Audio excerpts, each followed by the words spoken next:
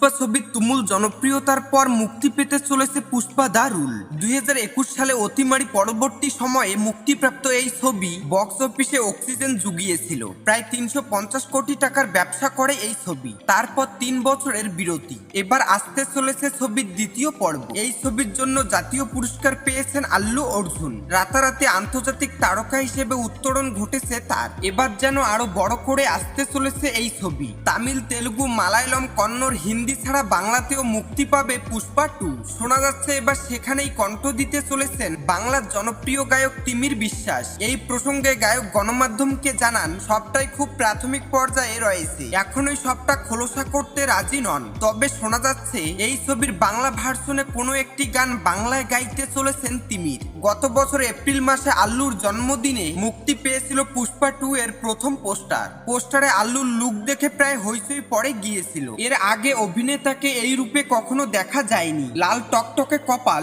গাল দুটো আবার নীল, জোড়া ভ্রুর উপর জলজল করছে চন্দনের ফোঁটা, পরনে শাড়ি, গলায় লেবুর মালা, মুখে দাড়ি গোঁফ, হাতে ধরা বন্দুক। খানিকটা ভিন্ন সাজেই ধরা দিয়েছিলেন আল্লু। এর মাঝেই চলতি বছর 8 এপ্রিল মুক্তি পায় ছবির টিজার। 15 আগস্ট মুক্তি পাচ্ছে সুকুমার পরিচালিত এই ছবি।